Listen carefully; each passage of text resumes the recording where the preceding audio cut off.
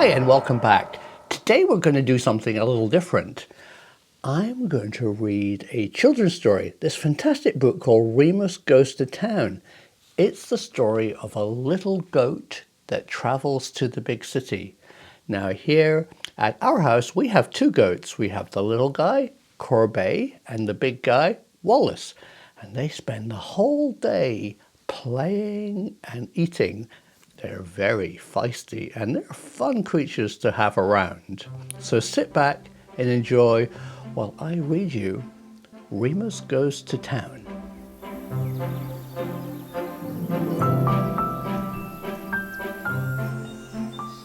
The little goat in the pasture stood watching the road. His yellow eyes were wide and eager, and his little tail wagged. The silky little brown beard blew in the breeze as he bleated a call for attention. Remus was a pet goat and expected everyone to stop and play with him and make a fuss over him. Today, everybody seemed too busy. Tommy, the oldest boy, who had taught him to stand on his hind legs and shake his hands, went by, but he was going fishing and did not have time to stop and play with Remus. Then his two friends, the two ducks, came waddling up the road. They often liked to watch Remus dance about on his hind legs, but today they were all hurrying away to find something to eat for breakfast. Oh, it was such a fine morning. Remus leaped in the air and, wagging his little tail, ran to the stone wall. On top of the high wall were the most delicious poison ivy leaves. Goats and horses find poison ivy as sweet as blackberries. In a leap, Remus was on top of the wall. He ate all the poison ivy, then ran along the top of the old wall to the windy corner of the barn, where he knew there was more ivy. Remus could climb over anything. He was a mountain goat, and anything served as a mountain. From the highest point of the stone wall, Remus looked down to the pasture and saw the shaggy pony with Dobbin. He liked company and sent forth his pleading bleat for them to come and share his feast. The shaggy pony came trotting right along, but he could not go where Remus and the poison ivy were. Only a goat could jump and balance on such high, uneven places. With a bound, Remus was beside Shaggy Pony, teasing him to make the climb. Remus stood up on his hind legs and frisked about, but it was no use. The pony was too wise to risk a broken leg on such adventures. Remus walked stiffly away. He often wished for a companion goat to play with. A little brother or sister goat would make him so happy. Shaggy Pony was a good friend, but he could not keep up with a goat when it came to exploring. Remus scratched his head against the pear tree. He could feel his little horns growing. What fun it would be to bump Shaggy Pony someday and surprise him with real horns. There was a noise of a car. Remus's head went up and he watched the road. There in the distance was a car coming right towards him. It stopped in front of the house and a man got out and left the car standing quietly. Remus walked cautiously towards it. The car was quiet. He didn't like cars that were left coughing and grumbling. In one leap, he was on the stone wall and over, and stood admiring this fine mountain of a car. To admire a mountain included climbing it for Remus. He put his hoof on the fender and was soon on top of the yellow roadster. The open rumble seat promised something to eat, for the smell of fruit came to Remus's sensitive nose. Down he climbed into the rumble seat, and further down on the floor he found a box of fresh raspberries and good Baldwin apples. This was lovely. Remus liked raspberries, and he could always eat apples. He ate all the raspberries and some apples. What a nice, comfortable place! He folded his front legs beneath him and settled down for a long nap. Remus awakened suddenly with a bump. He was not sure whether he was dreaming or whether he was awake. It was pitch black night, and the bump continued to many bumps and rumblings all around. He tried to stand up but hit the top of his head, and he couldn't stand on his legs. Certainly he was not at home, and whatever he was on seemed to be running away with him. Then he heard a familiar sound, the horn of an automobile, and Remus remembered. He was in the rumble seat of the yellow car, and he'd gone to sleep. He remembered the apples too. Yes, they were there. With nothing else to do in the dark, he ate apples. Then he settled down for another nap. Before he could close an eye, the top of the rumble seat opened, and a glare of light dazzled Remus. He did not know where to look, and then a big box was stowed in beside him. He kept very quiet, for the car was silent and not moving. There were strange voices all around, and many noises, horns, whistles, and clatter.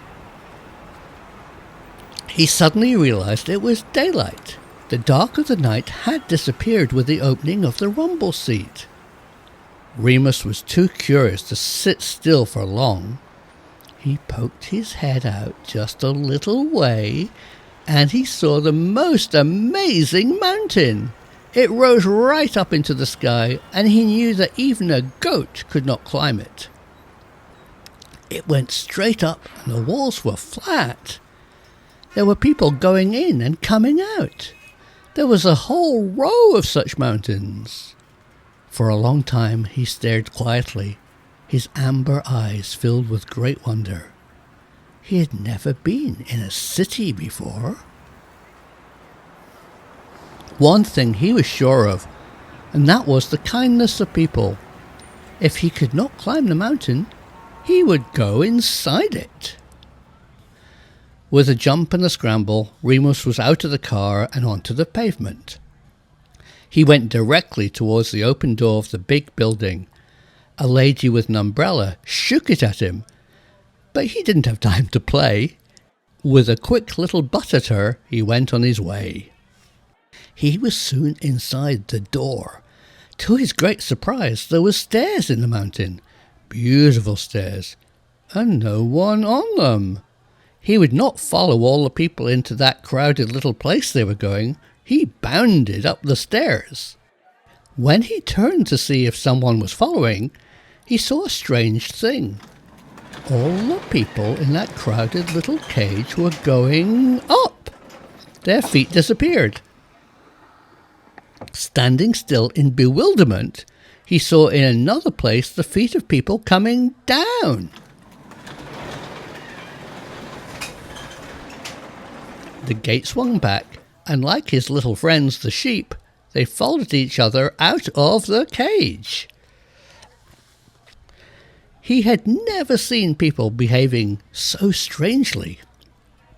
"Hey, come down here!" The elevator man rushed up the stairs after Remus, but Remus leapt 5 steps at a time ahead of him.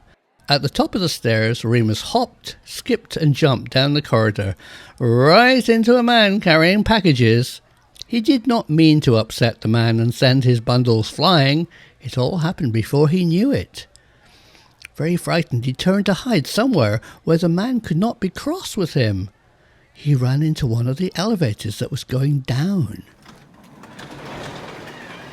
He shivered close to the wall, unnoticed by all the people who crowded in around him. Then he felt the world drop and a queer emptiness in his stomach that took his breath away. "Bah!" he cried, feeling a little miserable. The people could not turn around to see where the cry came from. They were so tightly jammed. But when the door swung back, Remus made a leap for solid ground, upsetting everybody. In the general surprise and commotion, he ran safely out of the door onto a crowded street. "Look at the goat! Oh, come see the goat!" Remus felt the friendly pat of a boy's hand. The boy had a lot of papers under his arm, and he was soon joined by some other boys. They offered him an apple, but Remus had had enough apples, so he politely refused it by shoving it away with his chin. Then they offered him some sticky, sweet stuff, but he could not eat that either. Goats are very particular about their food. "He's a fussy one," said the biggest boy. "I always thought goats ate anything. Here, Whiskers," he laughed as he took Remus's silky brown beard. "Eat this paper." Remus knew that these boys would like to play. Up he jumped on his hind legs, and down he plunged for a playful butt at the papers, scattering them all. The crowd of people that had gathered disappeared before a policeman came along to see what the trouble was. "Move on, you're blocking the street," he ordered, and made a grab for Remus, who dodged quickly. "Bless my soul, a goat!" he exclaimed, starting after Remus, who had been walking quietly away. "Come now, this is no place for an animal like you," he said, walking beside Remus. There was nothing he could hold Remus by, but Remus seemed a very tame goat. "If I can get you to the station," thought the policeman, "we'll keep him for a pet." And he patted Remus's head. A few steps further down the street, they came into a subway entrance. There was a glorious flight of stairs for goats who liked to climb down and up and down and up and down. Down the stairs scampered the little goat, with the big policeman following as quickly as he could. No sooner was Remus at the bottom than he made for the long tunnel that went on to another flight of stairs. He'd lost the policeman. As he started to climb the stairs, a terrific noise shook him to his very bones. A great black beast rushed by him, with yellow and green eyes. Remus was so frightened he could not move. He wanted to run, but his legs were stiff. The monster stopped and opened a mouth, and a lot of people came out. Remus now believed that people were inside of everything. He was so glad to see them. He took a step towards them. They were in such a hurry they passed him by, perhaps thinking he was a dog, or not seeing him at all in their great rush. A lot of people were suddenly pushing behind him, and Remus was shoved into the subway train.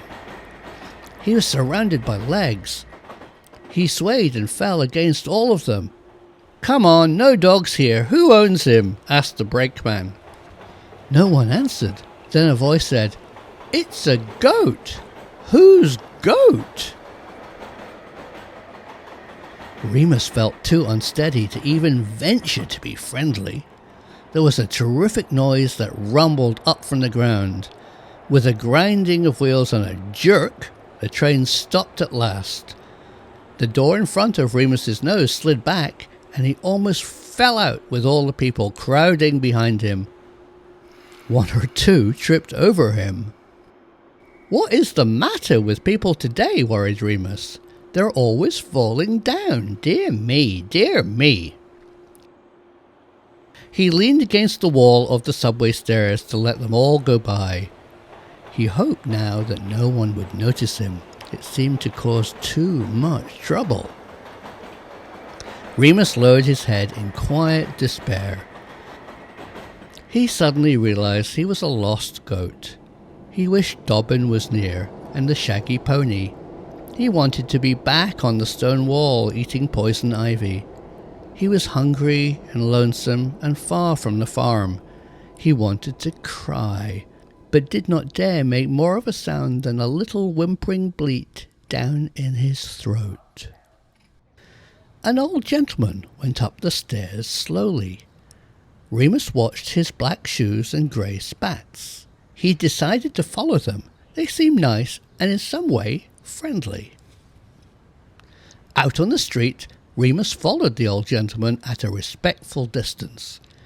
He heard two ladies laugh as they passed by. Remus did not like people to laugh at him unless he was playing, and expected them to laugh. The old gentleman too seemed annoyed when people passed and laughed. He stopped walking, and Remus was soon close to his heels.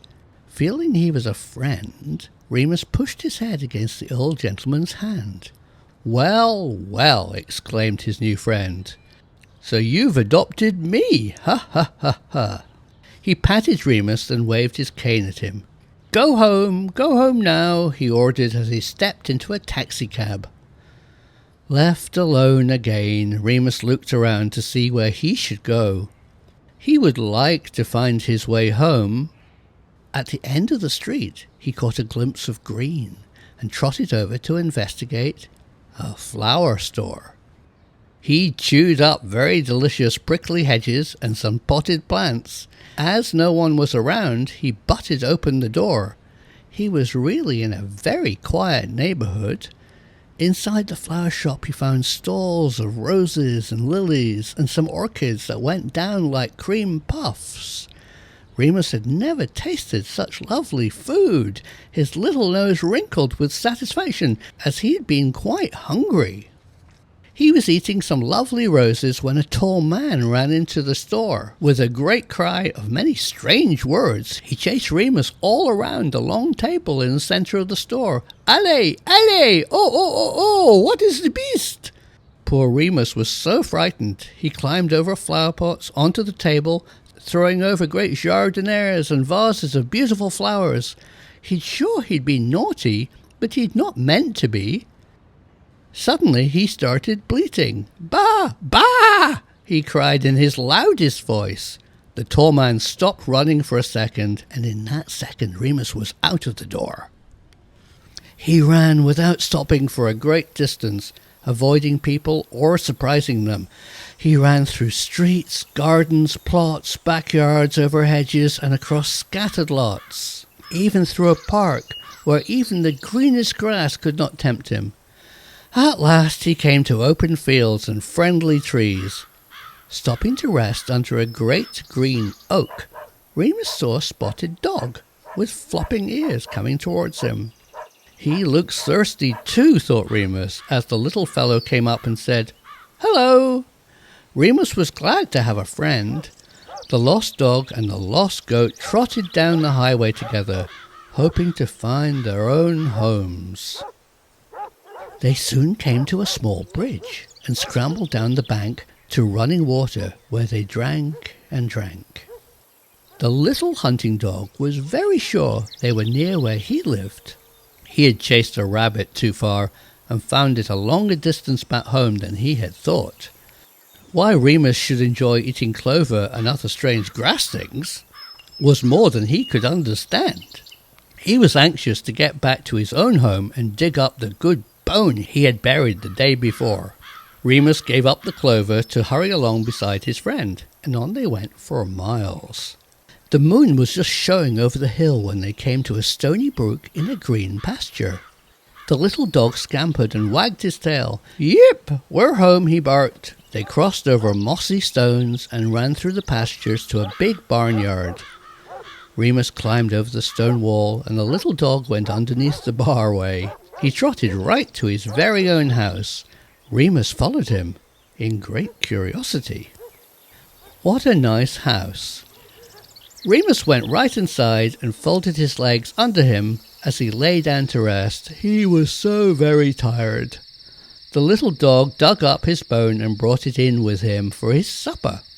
He curled up beside Remus, and the two of them were soon sound asleep in the dog's house under a staring moon. Remus opened his eyes when the rooster crowed in the early dawn. He wanted to see old Dobbin and Shaggy Pony and Tommy and the ducks. He must go home right away. He was a very homesick little goat. The little dog stretched and yawned as Remus said goodbye, and then he went back to sleep. With home in mind, Remus could think of nothing else. He started across the fields in the direction he felt that home was, stopping only to eat a few green ears of corn for breakfast. He kept on over the fields and the walls. When the sun rose high, Remus began to feel very tired and looked for a place to rest. Just ahead of him was a farmyard with a barn and sheds and a wagon piled with hay. As he came into the yard, the smell of the fresh hay was sweet, and he was very hungry. He would get on the top of the lovely mountain of hay. There he could both eat all he wanted and have a nice rest. To get on top of the chicken coop was easy for Remus. From the chicken coop to the roof of the shed was just a jump, and then he was almost on top of the load of hay. A leap and a scrabble, and he was right in the middle of the soft, sweet-smelling hay. He ate his way down to a very comfortable nest in the middle of it all, and went sound asleep, full of hay and happiness. The sun was blazing down when Remus poked his head out of the nest in the hay. But the hay was moving. Remus scrambled up and looked over the edge. 2 strong horses were pulling the hay along a road. He looked around at the country. Why, that stone wall looked just like the one at home. Oh, and the crooked apple tree. Oh, and the brook. It was his road. There was his horse and the barn, the shaggy pony down there in the pasture. Oh, if only he could get down. With a great scramble, Remus jumped, carrying a large pile of hay with him. He landed right in the middle of the road, all upside down and covered with hay. "Why, it's Remus!" he heard Tommy cry, and when he finally managed to stick his head out of the heap of hay, "Ba, ba!" he cried, so happy to be home. "Why, Remus, where have you been?" all the children asked, and the little goat ran towards them, wagging his short tail. He wanted to tell them all about his strange adventures as they patted his head and stroked his silky beard, but only Shaggy Pony and Dobbin would be able to understand.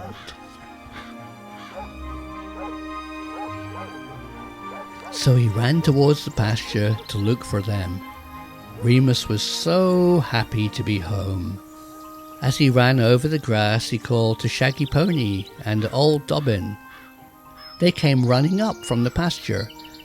No doubt they had to listen many times to the strange adventures of Remus in the city of mountains and stairs and people who always fell down.